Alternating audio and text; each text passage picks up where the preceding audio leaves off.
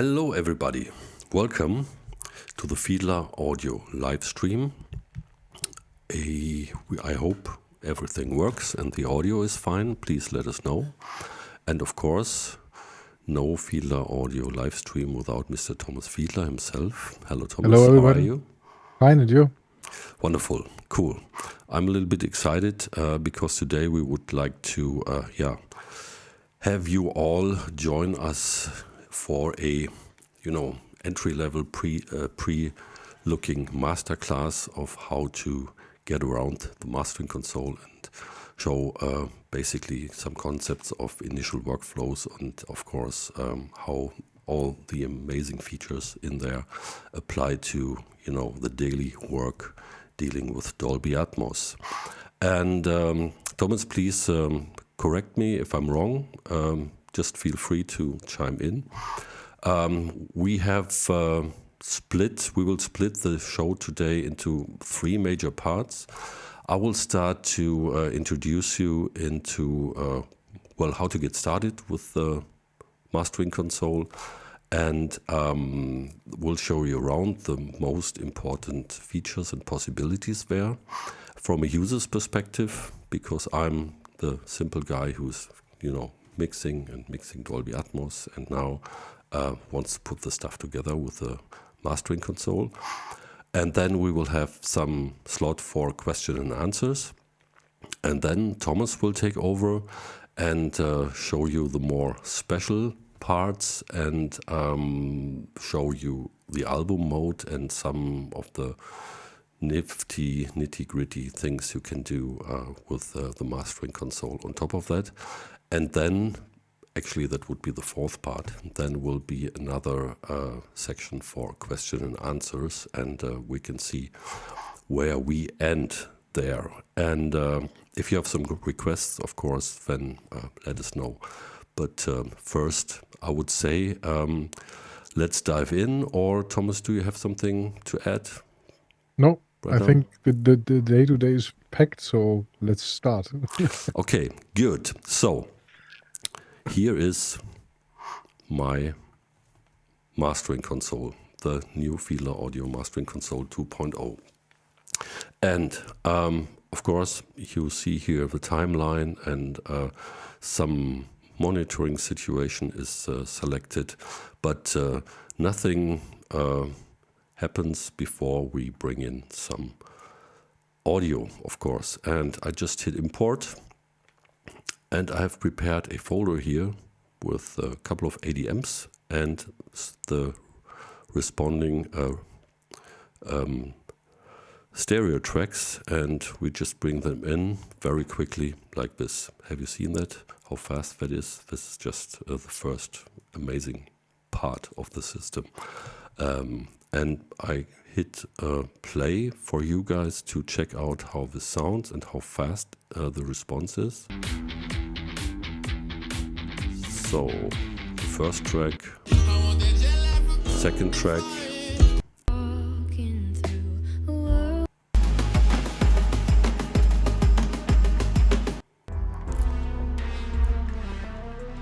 So, I hope you can hear the audio. Thomas, let me know. Yep. Does it work? Okay, cool. So, what we have here, you're familiar with this view, the 5.1 view of the representation of the ADMs. And of course, we can zoom in very quickly, zoom out. Everything is just amazingly fast and direct and intuitive. And a very interesting and unique thing is I imported the stereo tracks as well, and automatically, as you can see, the stereo tracks here at the bottom clicked automatically correctly to the corresponding ADMs, which is very, very convenient. So let us first look into the situation we need to take care of for our monitoring. Here today, of course, we're streaming the binaural signal, but here's the monitor section of the Fiedler Audio Mastering Console. And this is also pretty unique because what we have here and on my Dolby Atmos computer as well, it's just a regular multi-output audio interface, all the handling of the speaker connections and how they are laid out, you can do here in the mastering console. So you just define your setup, and you can also use VEQ for that and stuff like that. And of course, that was the LFE. That makes no sense. So here you can use measure tones. Here you have a signal generator, and you can fine-tune your speaker system very conveniently. And then, while you're listening to your ADMs, it's then very convenient, because by just quickly selecting various speaker setups, you can see here in the representation of the levels, you can switch between various monitoring situations, just like that. If you have the speakers connected, very convenient. So let's just stick with this one here. And here we come to another special feature of the mastering console, which allows you, because we are right now listening to the binaural version. So let me just use go to War of Roses, a track we got by Mr. Jörg Hüttner. And now we can simply, by just one click, check how our mix will sound in binaural on, for example, Amazon Music or on Tidal, and we can check how it would sound in Apple Music.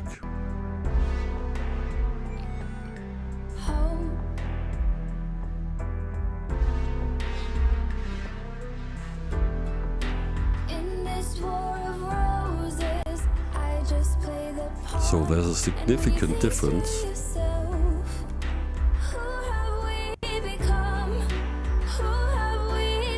And it's really important when you prepare your material to go out to the streamers that it's that you are at least aware of how different this could sound on the various distribution platforms. So also you can activate head tracking here and use various head tracking technologies. If you have earphones, earpods by Apple, you would select them and then you would head tracking. Or you can use the Subaware head tracker, which is also a very powerful alternative for this. For this, then we can just take a look at the 3D projection of the music.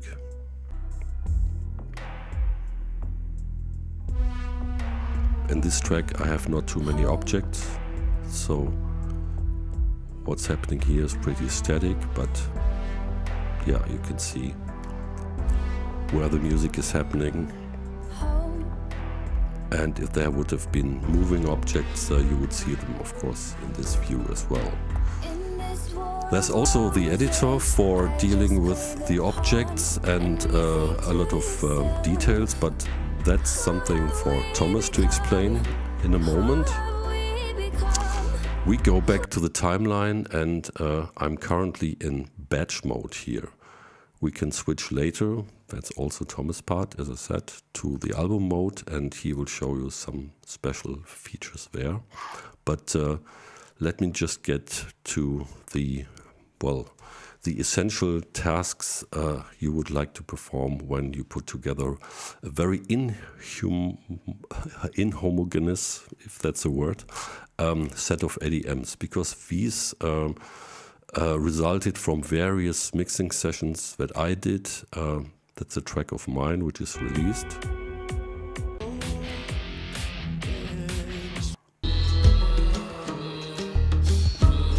This is Lil Nas. This was a Logic demo song. The track's called Montero, and I used the stereo version to mix it with the Dolby Atmos composer.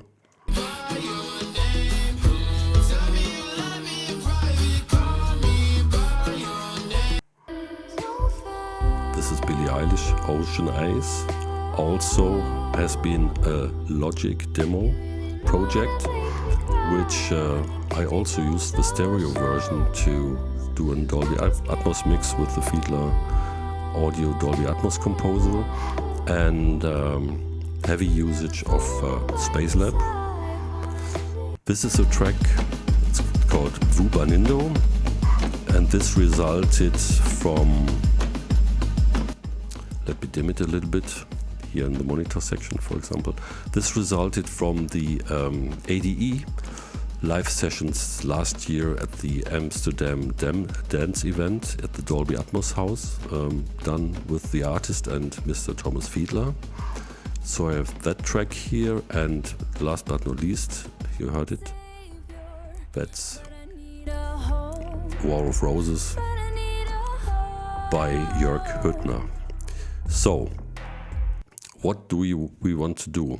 We would like to get these tracks a little bit worked upon, mastered, that they work together if they would end up at a compilation album, that they would work together, and that there would be not too much of a sonic difference there. And to do that, we have the new, it's still rather new, the OBAM plugin interface built into the mastering console here.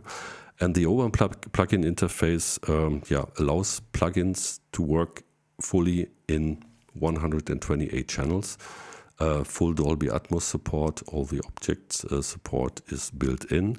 And the first two plugins that are available for the OBAM format is the Gravitas limiter dynamic mastering system by Fiedler Audio, and the first third-party plugin that's available, it's the tone booster equalizer by the Tone Boosters. And this is just, it works like a normal equalizer, so you can apply EQ corrections either for all your tracks, or you can select for which tracks you would like to engage the equalizer. So that's very convenient. But for these things, excuse me, I have a little bit of a cold. But to get into these details, that would be a completely different masterclass. So let's stay with the idea of that these things are here and possible to use. And then one of the very special things which I think is just amazing, if you switch over to the stereo track, then you can see that here is also a channel ready to load some plugins, and here all your VST plugins are available for your work on the stereo track, right next to the Dolby Atmos track. And for mastering, of course, my go-to tool is Isotope's Ozone. I'm still on Ozone 10, which is, I think, absolutely amazing. And to show you a little bit what practically can be done with that, I simply open a session I prepared before, and side note, it's even a session that's on Dropbox. And so let me see where. I think you clicked on import, right? Not on open. Oh, I did. Thank you, Thomas. Very well. Open recent. This session should not be saved. And here's the masterclass MC2. That's the thing I prepared. So right now, I'm loading this session from Dropbox, by the way. So if you want to collaborate on working on your ADMs and your album production, it's even possible to do it via Dropbox, and you've seen how fast this goes even via Dropbox. That's just amazing. And here you can see, well, the song order is different.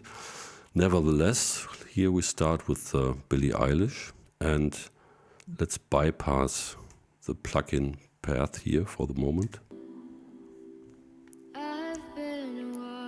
And listen for a moment. For some time, can't stop staring at those ocean eyes, burning cities and napalm skies.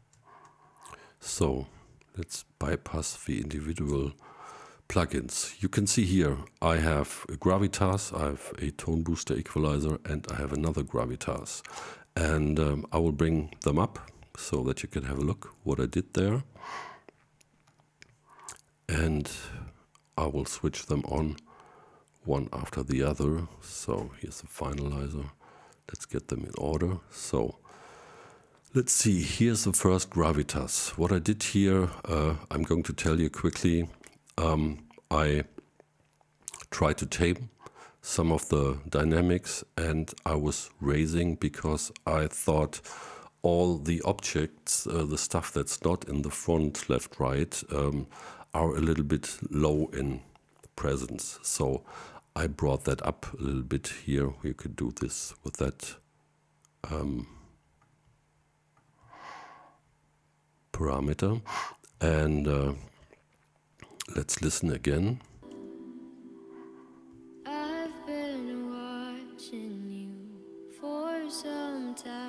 So bypass off. And here's one specialty of Gravitas. I can control how much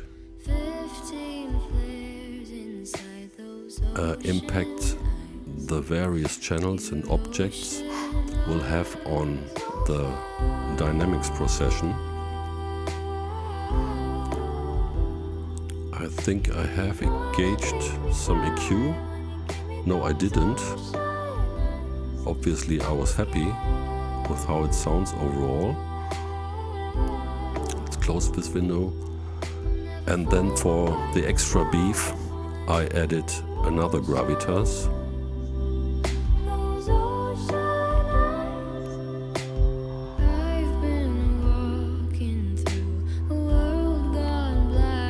So, compare.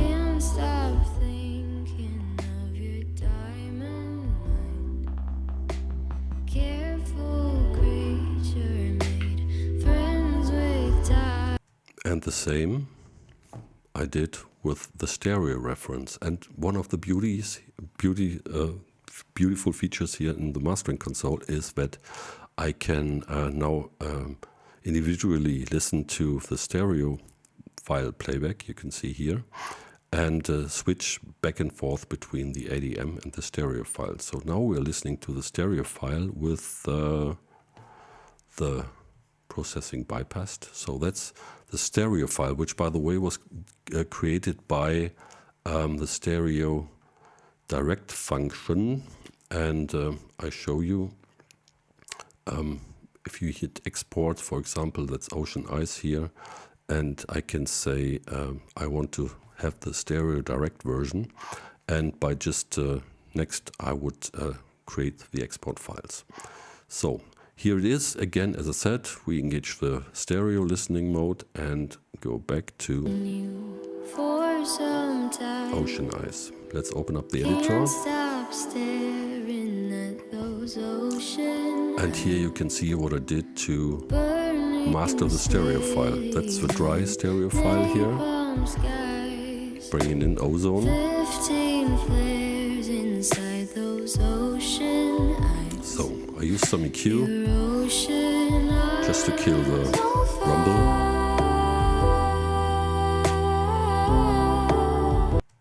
I had the stereo direct export a little bit too muddy coming from the ADM. It's a different situation. Some things came together there, so I used the dynamic EQ to tame this a little bit.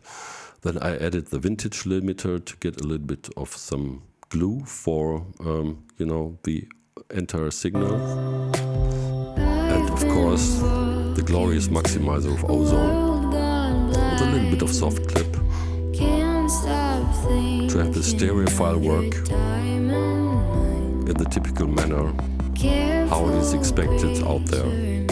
Bypass. So, and that's already our quick and dirty mastering for the ADM and the stereo file. So now we can switch back and forth. Here we have the binaural version and stereo version. Binaural version. Switch to spatial audio. Spatial audio, funnily enough, sounds more like our stereo master. So what's Apple? So we're basically liking what Apple is doing, comparing. That's pretty cool. So, same for some other tracks. Let me see what I did to. I think this is, yeah, War of Roses.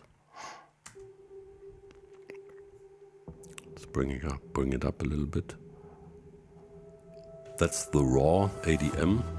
Don't tell me that you tried when all you really did was beg.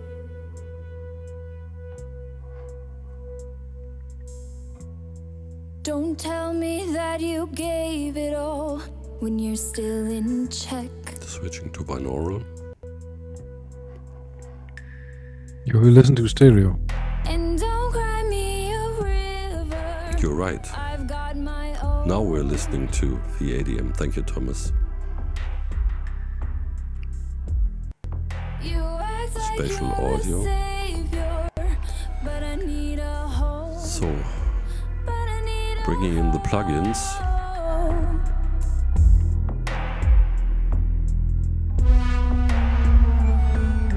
Home. That's a little bit too fat. Tame it at. Home. Let's look at the EQ. Oh, I did some EQ stuff here. Making it a bit In thinner. this war of roses, The EQ works overall.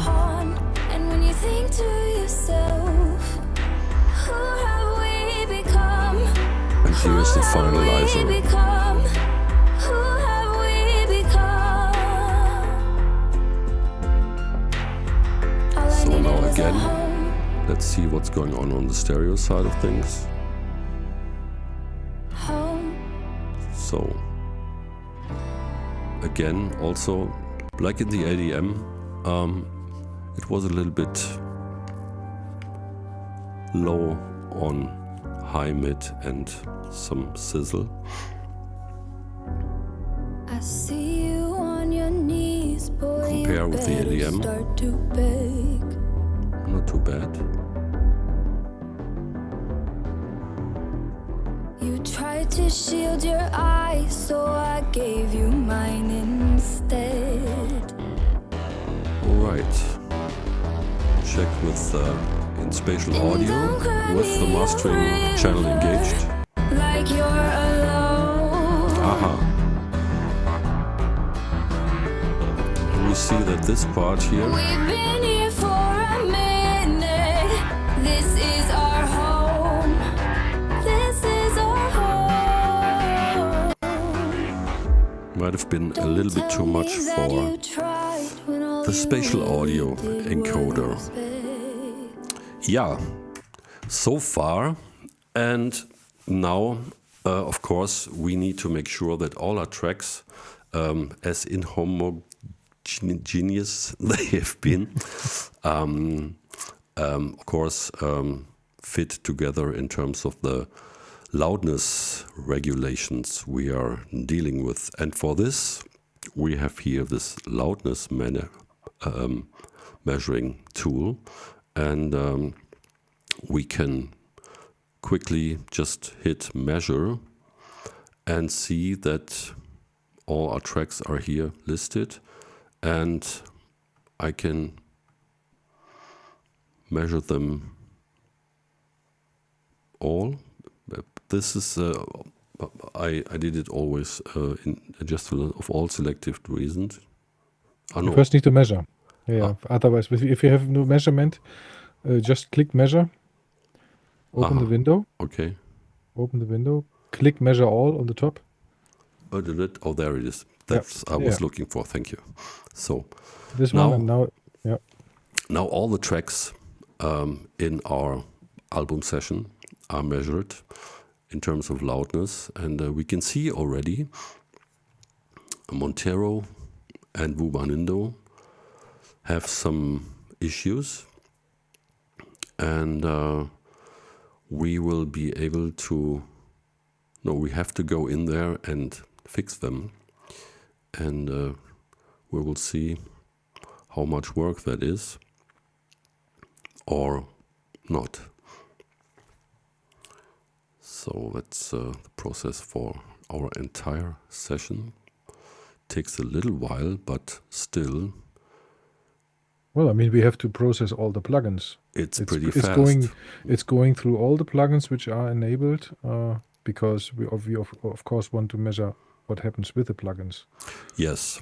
So, and now we see each of the tracks has some issues, and if we want to have an easy life and move on quickly, we can just say auto adjust as a group. Am I correct, Thomas? Yes.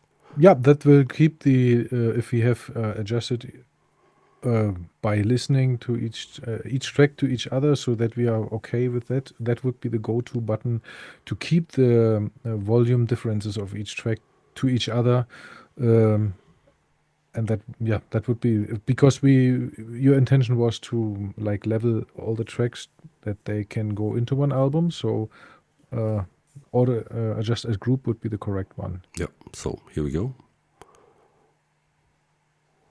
You have to select everything or nothing. Click in the empty space. Yeah, and now click it again. Oh, yeah, because that was okay. Yeah. So now we got it, and it also tells us how we are looking true peak wise, and we can see here that the system took some adjustments on the master volume of each track. And that's basically very helpful. We are good. And for the case that we would not have a green situation in terms of true peak limiting, we also have this true peak limiter here, which shows us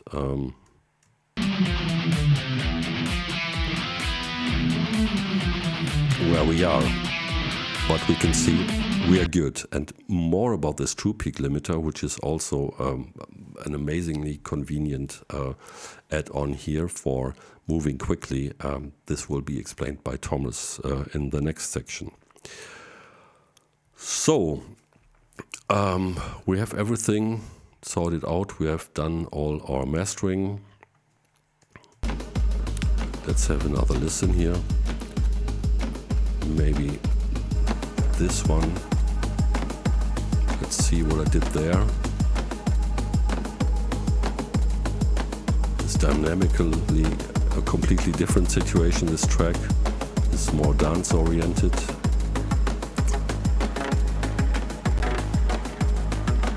Let's see. Level wise, let's check with the ADM.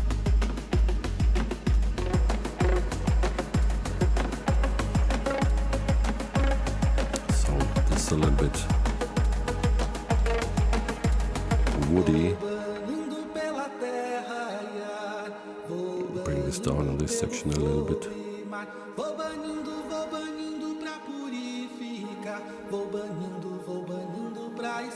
Yeah, this would need a little bit more work, but let's have a listen to the binaural spatial audio.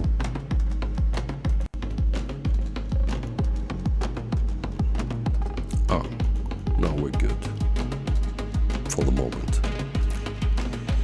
You get the gist, get the point. Okay, so here we are.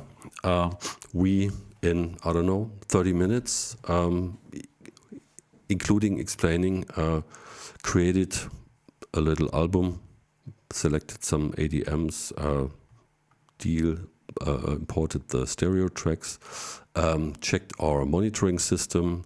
We can listening and monitor all our selections quickly for various speaker configurations if we have the speaker setup going. And we have applied quite some mastering for the ADMs on the Dolby Atmos level, and also have mastered our stereo tracks. So basically, if we would be happy about everything, we would be good for exporting stuff. And this looks like this. So we would now export the stereo tracks that we have mastered. We deselect this, and we of course export the ADMs, and we would be So we would be good to go for writing all this into a new folder. And let's select a new folder on the desktop. We have this MC Masterclass here. Let's add a new folder here.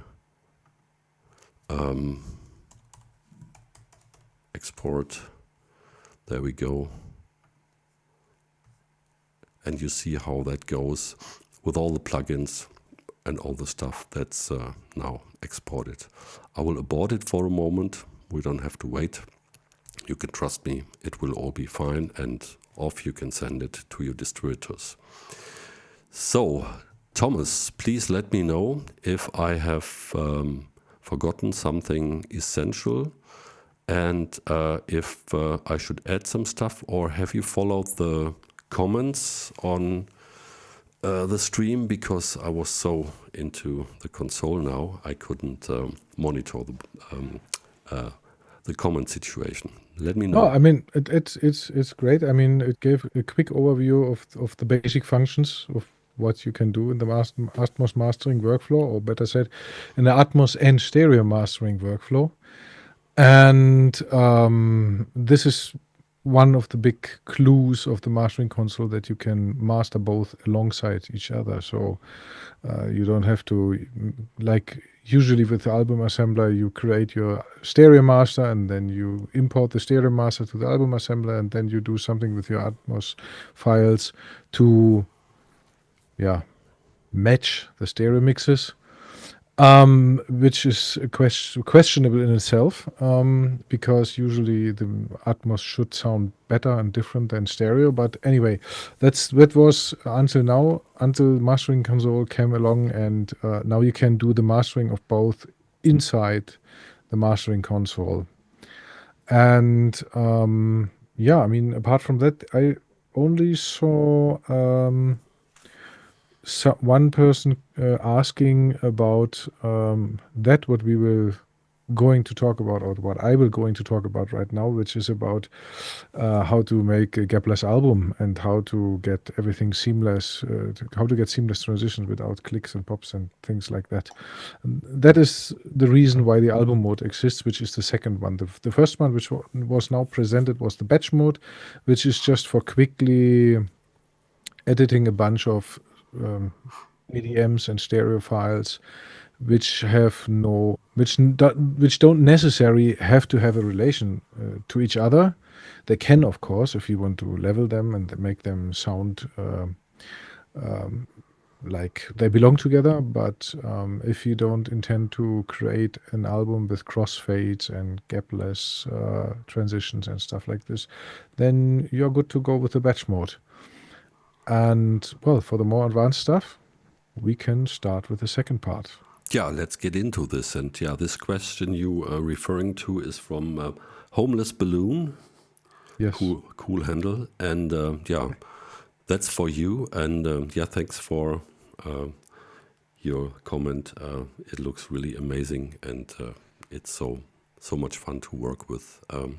Dolby Atmos really became fun. and not just an engineering task. So Thomas, without any further ado, please take over. Yes. The screen is yours. Thanks. Here we go. Now you should see my screen. Yeah, this is the mastering console. These are basically the same ADM files imported here in the mastering console. It's still in batch mode, so it's basically the same thing what you saw when Tom presented his part. Now, when we switch to album mode, some more things become visible on the timeline. The first thing which you will note are these white triangles. These are regions. You can think of it like the regions, which can be selected by clicking between the triangles, are the items which you will export. So it can be the ADM file, it can be an ADM file, it can be a re-render, it can also be the stereo track, which is here on the bottom in green. So the export in album mode happens per region, and the input objects in that case are the clips. We have ADM clips, we have stereo clips, and the reason for splitting between, or for having the two concepts going on, the clips, which are these things which you imported, and the regions, which are those things which you will export, will become obvious once we do crossfades. So yeah, let's start doing it. In batch mode, you can reorder clips by dragging them around on the timeline. In album mode, you can drag clips around pretty freely, so you can just say, okay, I can move things here around the way I want.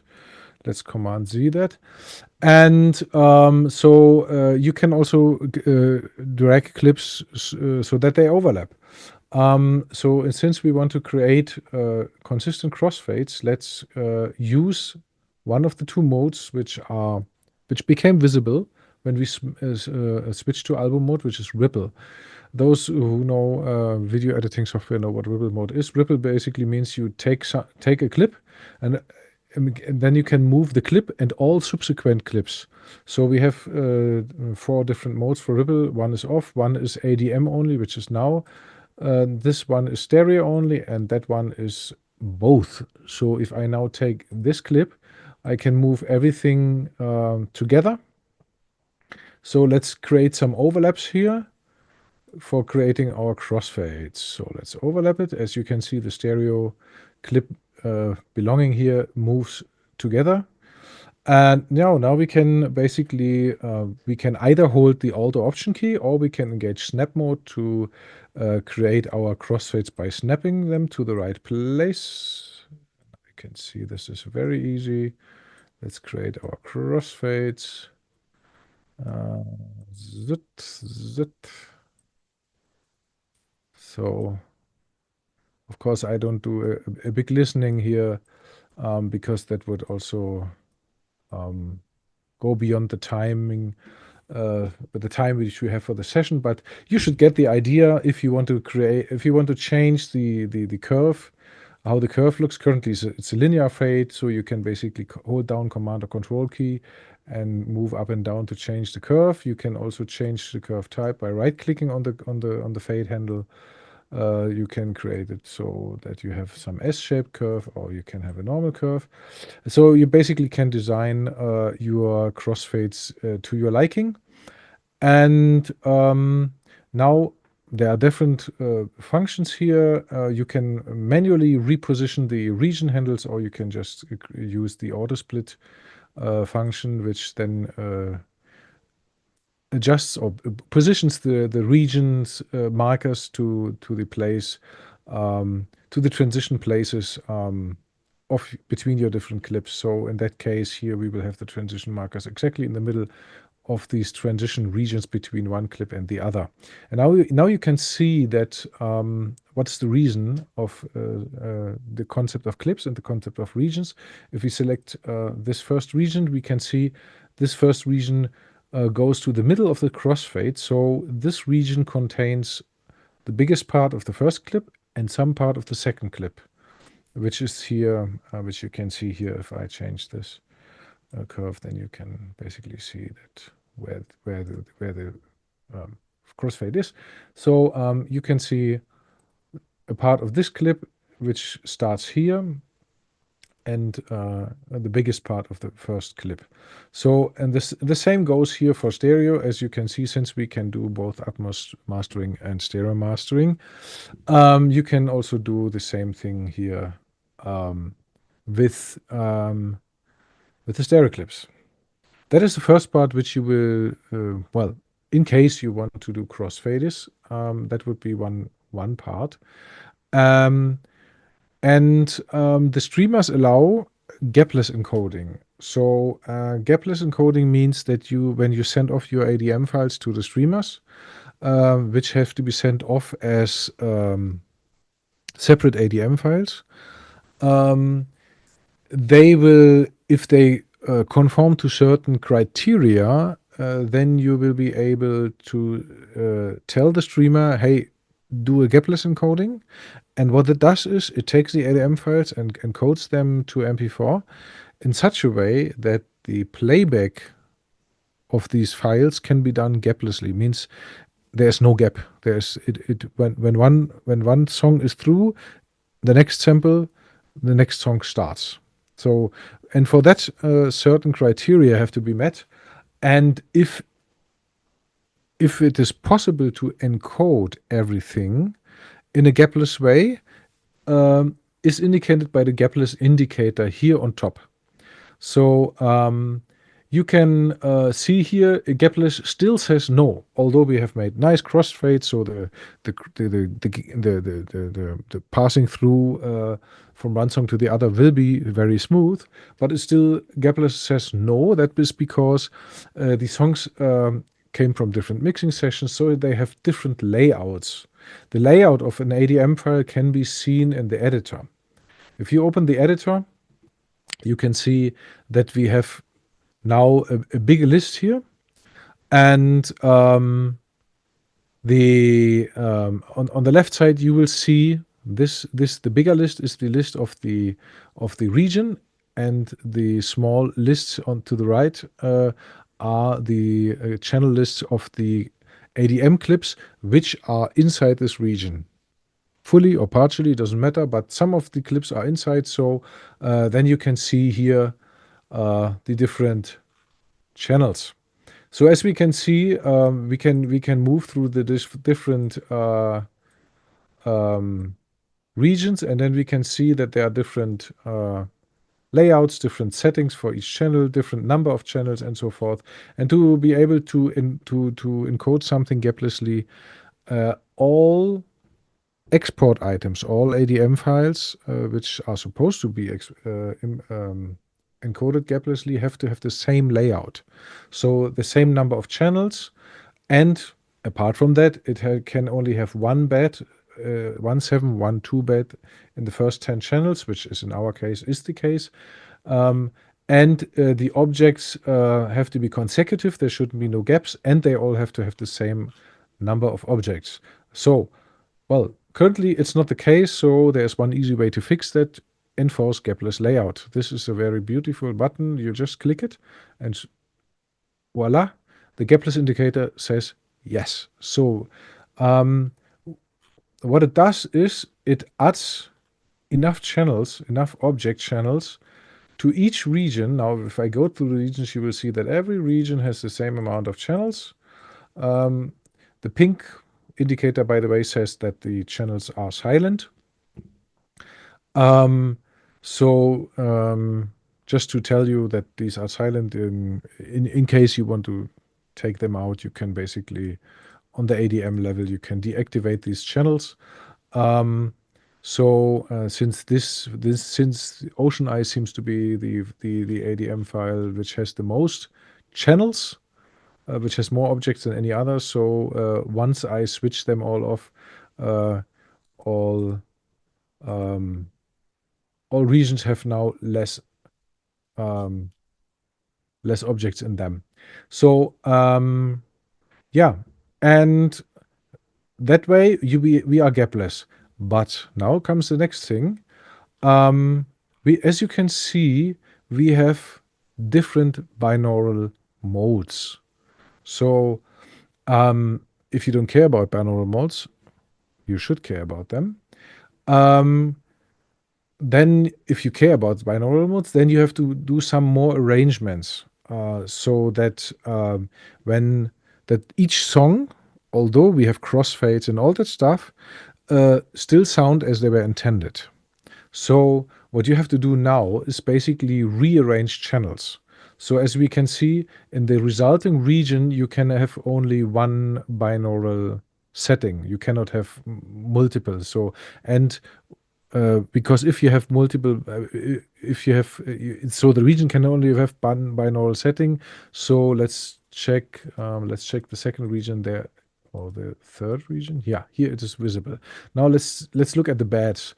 The bed of the first clip, which is called Culture Flash, has both left and right channels set to off, and the second clip has both channels set to mid. So yeah, what will you do? Will you set off or will you set mid in the region? That's not clear. But there's a remedy. You can move channels around. That's why there is the move button here. So it gives you an option to choose a destination. So obviously we want to retain, for the second clip, we want to retain the mid setting. So we have to move it somewhere else. Now let's see the last object here would be on channel 22. So we would have to move it to channel 23. The selected bed goes to channel 23, and now it is here. Okay, now you can see that new objects have been created here. The objects have been created as objects because we are in enforce gapless mode. If I switch it off, then you can see it is a bed. The bed here translates to the bed in the region. But since for gapless encoding that's not possible, they have to be objects. So the bed channels will be translated to objects, meaning each of these objects will have the correct position as if it would be a bed channel, so it will sound the same. You have the option to now set the binaural modes here. And as you can see here, the LFE obviously cannot become an object. It doesn't make sense. So the LFE is rerouted. Since we have an LFE somewhere else, namely here, channel 4, so the signal of, well, currently there's no signal here because it's pink, but if there would be signal on the LFE channel in that ADM clip, it would be rerouted to channel 4. If you hover over it, you can see it. So that way, the binaural modes can be retained from this bed. They are all mid. So that will sound as it is intended. Now, if we go up, we can see we have only one bed in this region. Now we can correct it here to off so that the binaural mode actually matches what it's supposed to have. And now we made sure that the bed of the first and the bed of the second clip sound as intended on headphones. And same thing you could do with objects. Here we have some objects which are supposed to sound far away, setting far, but they are mid. So we could say, okay, let's move them to a place where we can adjust them as far. That would be below this channel. That would be starting with channel 33. So let's move them to channel 33. Great. Now they are far. Now we can basically set them to far.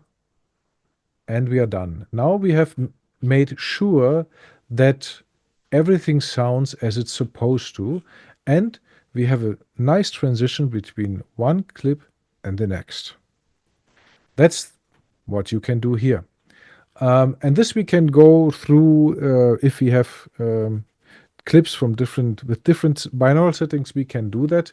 And while having gapless layout enforced, it will always make sure that you have the correct channel settings, which makes sure that the resulting exported ADM files will be gaplessly encodable. Okay, so that way we have made sure that the transitions between ADM clips are seamless. But there's another thing. There are things which can change from one ADM to the next while still being gaplessly encodable. And those are binaural modes and program level metadata such as downmix and trim and balance and all that stuff, which you can, by the way, edit here on the right side of the editor. And to know what's going on, you can either mark the differences. When you click that, differences will be shown in red. For example, on here now we see that this is different compared with the previous region. In the previous region, we have the downmix set to to direct render, and in the third region we have set it to standard. So it shows there's a difference, which will result in a click. So remember, gapless doesn't mean seamless. Gapless means just there's no pause between tracks. So when the gapless indicator says yes, then we can be sure that the streamers can encode the resulting ADM files without a pause between them in playback. But we have to make them seamless. That means the regions must have the same settings. So we can mark them in red, which will show us everything in a detailed way in the editor, or we can just look at the open transitions list, which gives us a nice overview of what is actually going on. So we can see a list of all the transitions between regions. Remember, before we were talking about the transitions between ADM clips, but now we are looking at what changes between each region. So in this list we can see the current region and the previous region. On the left is the current region, on the right is the previous region, and it will list all the differences between the regions. So as you can see, between the clip, which is currently called Culture Flash, we have a lot of binaural settings set to mid, and in Ocean Eyes we have different settings, near and far and so on. So this is something we need to take care. So we have to make sure that these settings are the same. This has to be done manually because this is a creative decision. Maybe there are channels where you don't care about it because they have a very low volume or whatnot. You can basically decide, but they can be changed in the same way as I have shown before. You can obviously here in the left big list, you can change the binaural mode to your liking, so you can adjust. You can move channels around so that to make sure that everything stays as it is supposed to sound. And in the transitions list, then you can basically see what possible issues there might be. Those are the issues which might be audible. If you also want to see the inaudible, those issues which are guaranteed to be inaudible, you can show inaudible. Then you will see also other objects which or other issues which are guaranteed to be inaudible. What does it mean? Guaranteed to be inaudible means, for example, if you have a transition from one silent channel to a channel with something on it, or vice versa, or two silent channels, then a change in the binaural mode wouldn't affect you at all, because there's nothing. When it goes from one to the next, then there is nothing changing in a crossfade, for example. So that gives you a nice overview, and in that way you can create your album in a gapless and seamless way. So that is basically the center of album mode. And here in the editor you can see that, for example, the first region has 2 clips in it. The second region has 3 clips. It has a little bit of the first clip, and then this most part of the second clip, and then a little bit of the third clip, because of all these clip transitions here. So if I select the second clip, I can select transitions. so I can look through the transitions. These are always two adjacent clips which transition inside the region, so I can basically have a look and see what's going on. Now that we have marked transitions differences on, we can see that here all these binaural modes are different to the clip before. So we can go through it and check it out in a very nice way. If we have a session or if you have a setting, of course we need to have the same downmix and trim and balance settings for the entire album to sound seamless at the transitions. So there we have to do some sacrifice, if you will. So we can set our settings to all our liking as we want to have, and then we can say, okay, copy to all regions, clicking once, and now all regions have the same program level metadata settings. So if we open up the transition regions, we see there is no more differences shown here. It's only channel settings which are now still to be edited, but all program level metadata are adjusted. Yes, so the master channel of each clip, which Tom was showing to you before, is always on the clip level. So you can load plugins for each clip, not for the region, always for the clip. Why? Because we want that these transitions are smooth, and if a plugin is switched off at the region transition, you would in many cases get audible artifacts. So here we go. You can adjust each clip and then listen to the transitions and adjust them and so forth. And I won't go into detail here right now because Tom already did it. Just have a look again at the loudness section. And measure the loudness here. I have also imported one track which has, let's say, a true peak issue to show you what the limiter actually does. Now, as you can see, in album mode, the measuring is not going all tracks at the same time. That is because we are in album mode and we have several clips in one track, so we cannot do this all at once because of reading the ADM files, processing the plugins, and getting the result to where we want. Okay, now what we can see here is we have basically one track which is completely off the charts here, which is Buba Nindo. As I mentioned before, you can select only a few tracks if you want and adjust them. Let's adjust this one track individually, and then that region individually. So to do that, now it's not immediately changed. It doesn't immediately change the numbers because what we see here are the measured values of a region, but since each region contains more than one clip, it cannot be determined instantly what the values after correction are, because the correction actually happens at the clip level.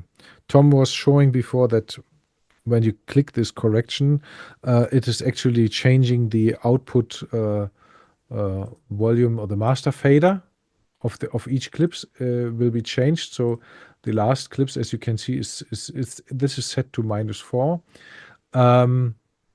So to change, if we go back to the region, you can see that the numbers here didn't change instantly. So if we want to know what actually happens, we have to measure again. So in our case, let me pull that aside while it measures. If we take the last region here, we know that it contains most of the last clip and a little bit of the clip before. So if we adjust the loudness of a region, it basically adjusts both clips. So when it adjusts both clips, this change will affect 3 regions. And that's why once I I only had selected the last region and clicked auto adjust individually, and immediately the loudness state of these 3 regions changed. That is because to correct one region, 2 clips had to be changed, which affected 3 regions. That's the logic behind it, but that only means we have to measure again. That's the only thing. Now, we can see that basically the loudness measurement and correction workflow is like this. We measure, we correct the LKFS, that means the integrated loudness value. This is the first thing we always need to tackle. And if in case there is still an issue with a true peak after correcting the loudness values, which we can see in red here, then we can tackle it with a true peak limiter. Of course, you can always say, "Oh, I don't want to have a limiter. I pull it down myself." The level of the clips, but this is kind of a tedious thing, and it's also not very much above it. It's only minus 0.49 dB, which means it has to be reduced about half a dB. So it will rarely actually be active, the limiter. And so for that, there's the limiter. Now, in case at some point the loudness norm changes and you have to use different values than minus 18 and minus 1, you can adjust them here in the right corners. You can adjust them by default. They are set to the usual values, but you can change them, of course, and it will just change. For example, if I set to minus 6, then you will see that all true peaks become red, but this doesn't change anything in your session. Setting the value is just for showing what's going on. Now I can engage the limiter to just catch this one. Before I do so, I will switch off the enforce gapless layout only for demonstrating. Of course, you leave it on if you want to create a gapless album, but I just switch it off because I want to demonstrate something. Now, if I activate the limiter, it's active. And I can say, okay, please remeasure. Now let's remeasure it. It's a little bit slower now because the limiter is very sophisticated. It measures after the renderer, but limits before. So that means it checks the output of the render. Usually, when loudness is measured, it's measured as a 5.1 re-render of your mix. This thing is measured in true peak, and the true peak limiter takes that same signal, which is used for measuring the loudness and measuring true peak, and then checks what is necessary to reduce, or how much the signal of the entire mix has to be reduced, what has to be taken away to really catch that. And now, as we can see, we are at minus 1.09 dB true peak. So we are perfect for delivery. And now I will show you why I temporarily deactivated the enforce gapless layout. The reason for that is that, now because of changing the gapless layout, everything changed. So if the gapless indicator says yes, then I have only one limiter for the entire session. So when I need to activate the limiter for one single region, it will be activated for everything because we want to have a seamless transition. So there's one limiter for the whole thing. So that was the reason, just for demonstrating. So I could now measure again, and it will show you exactly the same values. So and if we go to the limiter in further details, you can see I can select the region. The limiter is on the region level, while the master channel is on the clip level. So since we measure each region, we also have to limit each region, or we can limit each region. When the limiter is active, when I select a region here, you can see on the bottom the limiter is active. You can set the target value. So it's not a threshold, but it's a target. So target says, okay, please make sure that nothing goes beyond this value, and then we can set the release time. The release time we can set basically to our liking. By default is set to 20 milliseconds, and if we want to hear what the limiter takes away, we have the small delta button here. So if the limiter is actually doing something and the delta button is on, you can hear big, like these transients taken away by the limiter. Thereby you see what the limiter actually, or hear what the limiter actually does. So that's basically the workflow. Now there's one more important detail when you are actually working with Dolby Atmos mastering, and that is this small function here on top of the meters of the monitoring meters, and this is called additional render headroom. The point of this function is the following: when third-party tools like the Dolby Atmos Composer, or the mastering console for that sake, and also all integrated Atmos implementations which are integrated into DAWs, be it Logic, be it Pro Tools, Nuendo, Cubase, Studio One, you name it, they always have an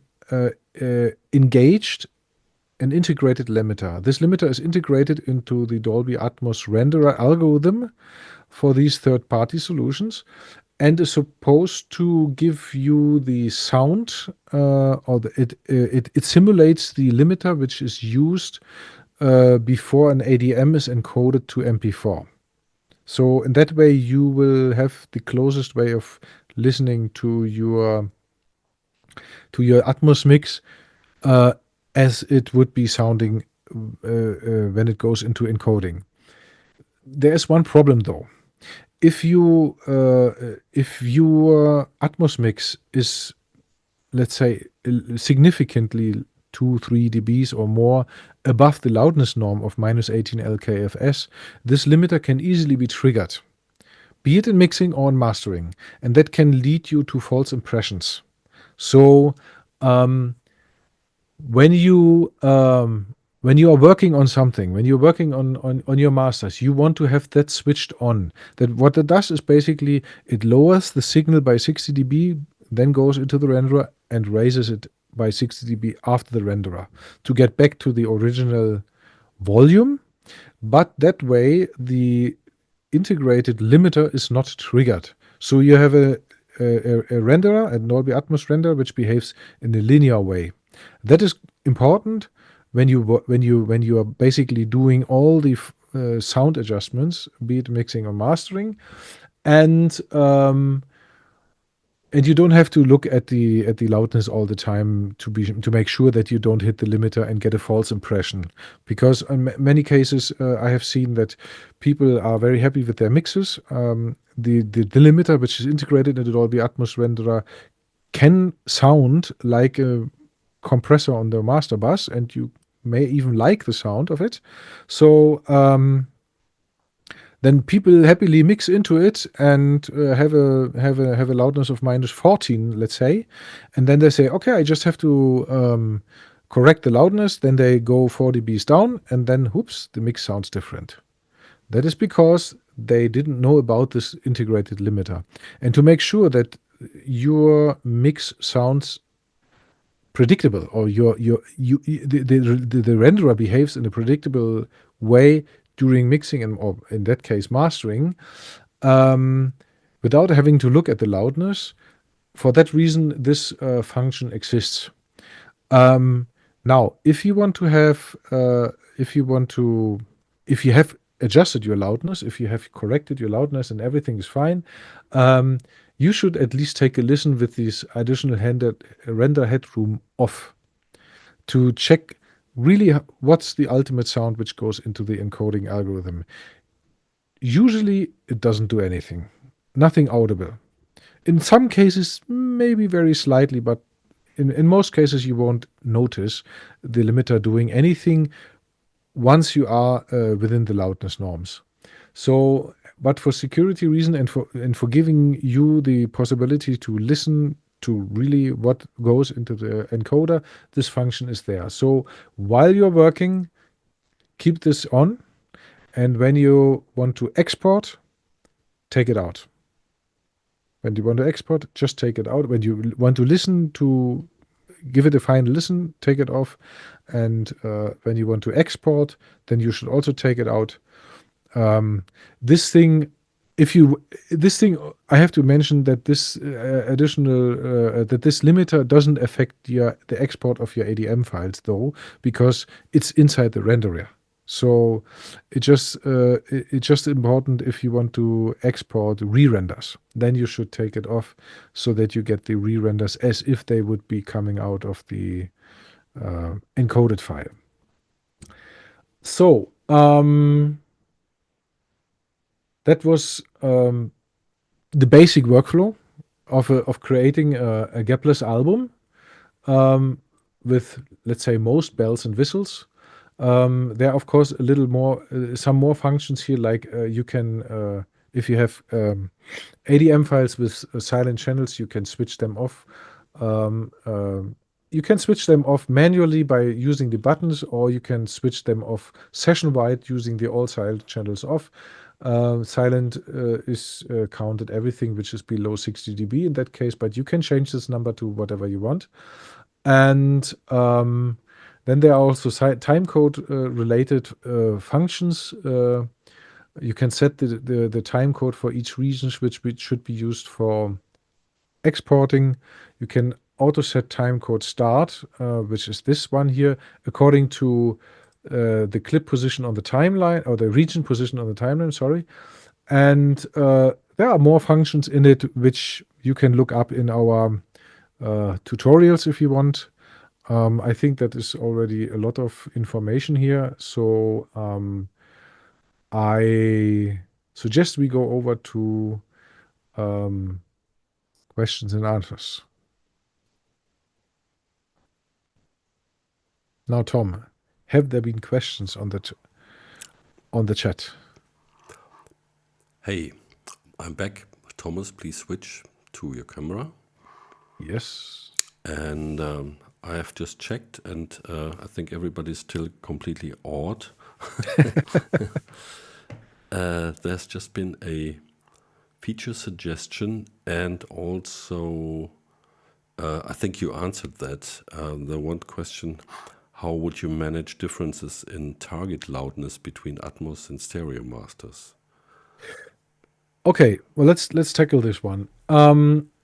Usually, Atmos tracks have these loudness norms with -18 and so forth, and stereo tracks, well, you usually try to win the loudness war, but you somehow should know where you would expect the loudness of your stereo track to be. That depends on the genre and on the taste and all that stuff, but you should know somehow that. And then if you say, let's say, well, Atmos should be -18 LKFS, and let's say your track should be -9 LKFS, your stereo track, then you know, okay, for monitoring, I need a level difference of 9 dB. And Tom, you already fiddled around a little bit with the volume control for stereo. Let me just quickly share my screen again to show what I mean. Yeah. Well, how I would approach that, I would just use the function in Ozone to set my targeted LUFS level, the value, and take it from there. Then it would be, then how would you call them? Then Bob's your uncle. But I just show you a screen. By the way, Thomas, your screen, the position of your screen has moved.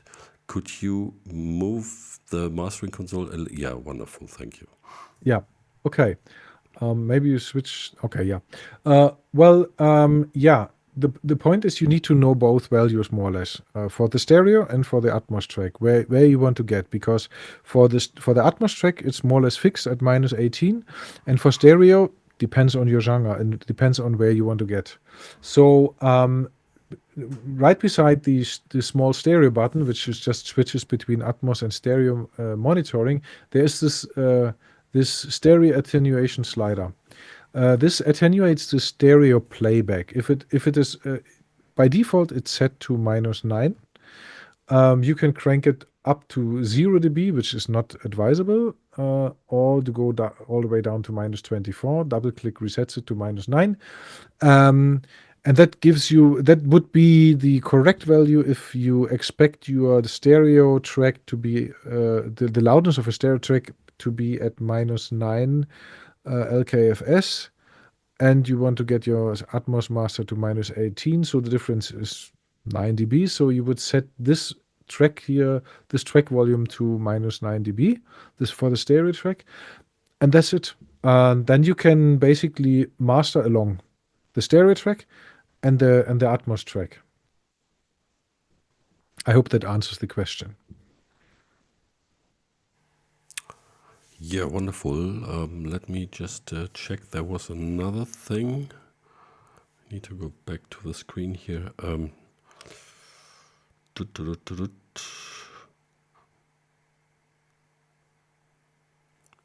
No, there's the thing, a feature suggestion, hotkey key or button that replicates crossfades from Atmos regions to stereo regions. But that's the case, or am I not correct? Well, hotkeys,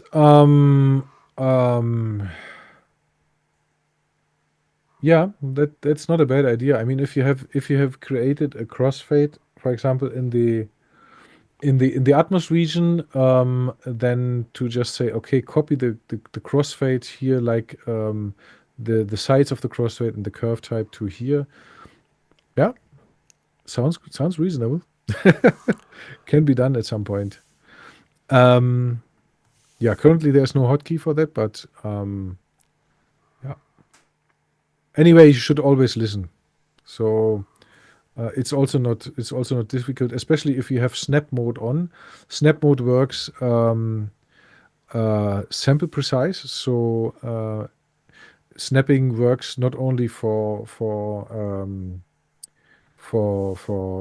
fades, but it also works for clip positions. It works for the region markers. If snap mode is on, everything snaps to points of interest. Points of interest are clip start, clip end, fade positions, region positions, and the playback pointer. So you can snap things to wherever you want them to be, and this is all sample precise. So when I use the ripple edit to move the clips, they move together sample precise. So that makes life already much easier. Yeah. What else? So there was one, or will there be a way to measure the stereo loudness in the same way you can measure the Atmos loudness? I think theoretically it would be possible, but well, it's not integrated into the mastering console, but there are great loudness measurement plugins, VST3 plugins, which you can. I think they're even free loudness measurement plugins, which are measuring everything according to the EBU standards and other loudness standards. You can download them and use them in the master channel of the stereo track, and thereby get the exact loudness value. It's very easy. Yeah, that's a good suggestion. So then there's another one. John D.S. Adams. Is there the possibility of symmetrical fades between incoming and outgoing? I'm not sure what you mean by symmetrical. I mean, for example, I think when if you click option and then you make the fade at the beginning of the file, then automatically the same fade. Okay, so in the so other direction would be applied to the end of the file. To the end of the file. Okay. I think he means at the transition that if I change the fade out, that the fade in of the next clip also changes accordingly. Is that possible? I mean, everything is possible, but currently that feature is not integrated, and each clip is only aware of its own fades at the point. So by snapping them to the end of the other clip, you get exactly the same length. So the fade length is the same, so that we can, if you let me share the screen again, I can show you what I mean. Share. Now you should see it. Okay, so let's see that here. Now, what you can see here on below the timeline, you can see different values. We have the start, the end, the length, fade in, fade out. Well, I have selected a region, so there's no fade, but once I select the clip, I can see where it starts, where it ends, the length, and the fade ins. So that these fades basically are the length of the fades. So if the second clip has a fade in length of 51 seconds and 641 milliseconds, and if I click the first clip, the same value you can see in the fade out. So since I used the snap mode, they have exactly the same length. If I, with the unit button here, which is very nice, I can change between different units. Currently I have seconds and milliseconds. I can also switch to seconds and frames, and I can also switch to samples. Then all the units are shown in samples, so I can see I have the fade out of, what is it here, 2,478,786 samples. If I click here, I have exactly the same amount of samples in the fade in of the second clip. So they are sample precise, equal. And the only thing which could change is the curve. And the curve, use your ear to make the right choice. In many cases, symmetrical is not the perfect one. So, but you get the correct crossovers with Snap very easily. So let me stop sharing. Yeah, and one thing to add from just from a practical standpoint, I just a couple of weeks ago I mastered an album, and I must say usually the fade situation at the end of a track compared to beginning of the track is usually always a little bit different. Yep. Because sometimes you have stuff that's going out very, very long and getting really quiet. Other things are ending abrupt, and there's maybe just a little bit of reverb tail, so you would have to adjust the fade outs usually accordingly, just dictated by your content. I cannot think of too many situations where you would just do thing in and out just like the same. That would be just the technical situation for creating, defining the parts between the clips, assuming that the engineers, when they were mixing and mastering, did their job properly and have not left too much empty space and stuff like that. So usually you always have to touch it manually. But yeah, hey, that's just my experience. So let's have one more look. I saw one thing. Yeah. Eddie 3569 was asking if there's a possibility to integrate the Dolby Atmos Composer into Pro Tools as an internal renderer. That's not possible because the Dolby Atmos Composer uses the Dolby Atmos renderer, which is also integrated into the Pro Tools already. So what you can do is use the Dolby Atmos Composer inside Pro Tools as a plugin, which many people use. Pro Tools is astonishingly, although it has the internal Dolby Atmos renderer, astonishingly one of the biggest user groups of the Dolby Atmos Composer is Pro Tools. So because it's so easy to set up and to get started working with it. The only thing you need to take into account is that the master channel where you put the Dolby Atmos composer should be either an aux track or what's it called? A mixing folder. In that case, the automatic latency compensation will work. Otherwise, if you put it, for example, on the master fader, Pro Tools is still buggy when it comes to that. But if you use that as I described now, then you're safe and you can go ahead using the Dolby Atmos composer.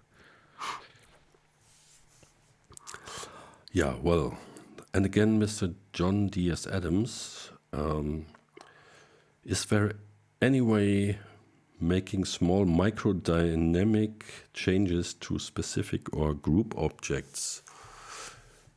Yes, of course.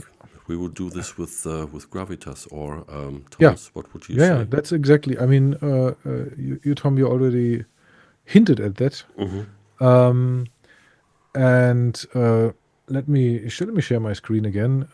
That will give you, I can show you quickly what you can do there. Okay, now you can see my mastering console. I have selected a clip. I will add Gravitas here on the editor, and below the input meters, there's the input section. Once I open it, I can see all the channels of my Atmos mix. So the mastering console communicates to Gravitas the channels of the Atmos mix. So I can see here the bad channels. Bad 1 is going is 10 channels. It's from left, right, center, and so forth. And I have object 1 to 10 in this mix.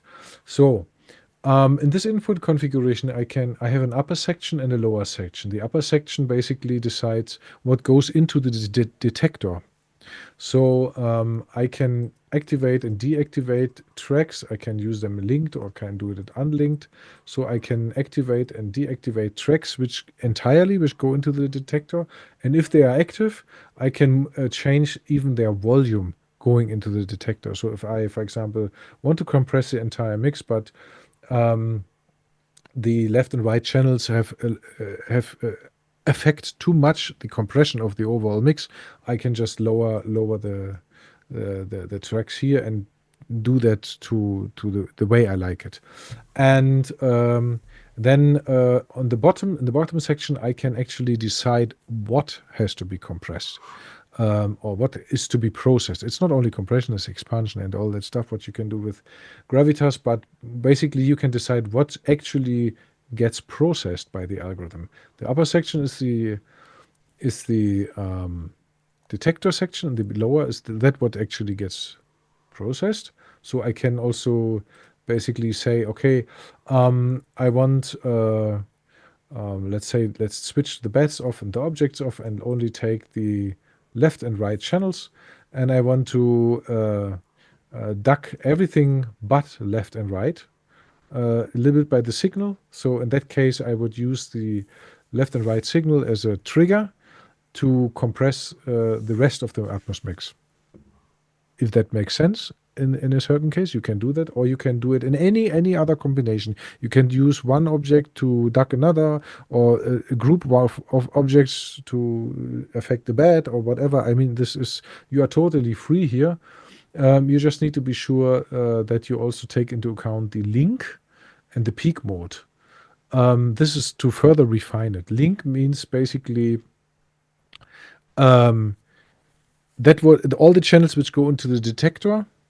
Well, in that case, since we have such a specific selection, link is always on because we have 2 channels which affect 18. So link is always on, but you can decide how the linked mode works by using the peak mode. And I just suggest that you, for further details on what this fancy stuff is doing, look our nice Gravitas tutorial there. It is all explained. So, but the important takeaway here is that you can basically decide what Gravitas does for which channels. So you don't have to process always the entire mix. And well, you can put as many Gravitas instances here on the master channel as you want. And basically, if you want, process one channel at a time. Yeah, you're completely free there. Cool. Perfect. Thank you for this. And let's have another look. I think everybody's happy. I hope so. People, what do you say? Aha. Right. You're welcome for that answer. Thank you, Thomas, for doing this. And yeah, so any more questions? Because we just hit 90 minutes, 91 actually, to be precise. And I think that was quite a thing in total with the overview and then the specifics, which make the mastering console even more interesting, apart from the great usability features. If you have some more questions, please shoot, or otherwise let us know on all the other possibilities on social media, or the preferred method, of course, is the Email. to use the website to email directly to info@fiedler-audio.com. And also, I don't know, is this sale still going on for the mastering console, or have we It's just... still going on until Sunday. So now you have a better idea about what kind of powerhouse this is. So use the chance and get a significant chunk off. And let's see. No more questions. That means, Thomas, if you don't have any additional things to say and to share, Yeah, I mean, maybe for the future, look out, or let me know, let us know. Yeah, I mean, there are more interesting things will be coming, of course. Yeah,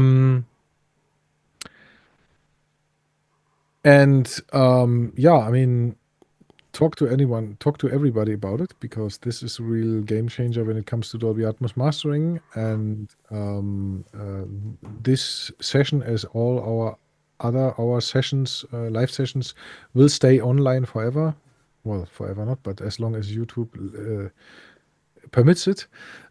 So you can also see it later. You can talk to anyone about it, and yeah, let them know this pain relief exists when it comes to Dolby Atmos mastering. And we also hope that, I mean, we know that more plugin developers are working on plugins for OBAM. So it is more interesting things will come. And so yeah, stay tuned. We will do regular live streams again, and well, see you in the next one.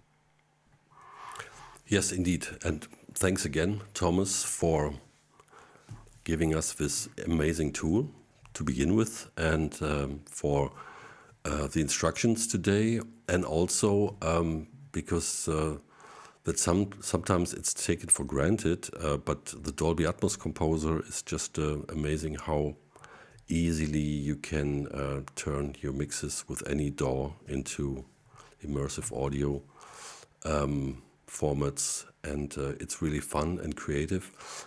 And the most exciting thing of all these tools is, in my eyes, also Spatial, because of the easy way it integrates with the Dolby Atmos Composer when you're in your DAW, and this amazing immersive reverb adds so much to your productions, and especially if you don't have too many signals, you can create atmospheres that's and room impressions that are just otherworldly. And I have I'm one of the lucky guys who found a way to build here a little Atmos setup with speakers, And I mean, the headphone experience of Spacelab is amazing, but to have the signals coming then from 7.1.4 speakers at you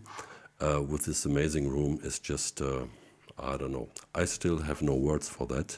And I can recommend this really because Dolby Atmos and immersive audio is really fun. And if you have the chance to listen to it on a discrete system, then you should go for it. And maybe we try, we find a way in the future to make this these listening experiences possible for more people, and maybe we can find some partners who build loudspeakers and make some public appearances in the real world where we can listen to some stuff and and will not go to jail for this because we're using authentic material, and discuss all the things Dolby Atmos and create also this culture around it, because that's another discussion we had, Thomas and I had, about a lot of guys get some stems and do the thing to make it fill the various speaker channels, and then there's also the fine art of putting the music together, that it really shines and opens up even more with these multi-channel possibilities. And that's, I think, a cultural thing, and that's good for the music, and it makes a difference. And what makes a difference for original music is really important to focus on and to make this even more different, because the more different you are, the more special you are, the more you're not what some standard AI stuff is doing, as cool as it is, but as an artist and with the product and something that communicates musically towards your audience, it should be always the best it can get. And these tools, thank you, Mr. Thomas Fiedler, and I try not to get away completely here over my head. They're just amazing, and they help you to do that. And even if you compare it to existing systems that are out there, it's really a very, very good offer to get into Dolby Atmos for a very overseeable investment if you start with the Dolby Atmos Composer, or even the Dolby Atmos Composer Essential, which is for free, and you can use it with any DAW. So that's my my point here. Excuse me. My voice is leaving me. And let's wrap this up. Thomas, thank you a lot. Yes, one more thing came up, by the way. Head tracking the Dolby Atmos Composer would be cool. We think so too. And it will come. And we are working on the next iteration of the Dolby Atmos Composer, which will be as cool as the new mastering console. So stay tuned. Wonderful. So yeah. This even works. Hello. It works. Hello and goodbye, everybody. So peace, be nice to each other. Basically, that's pretty simple. And see you next time. Yeah, see you. Thomas and Thomas out.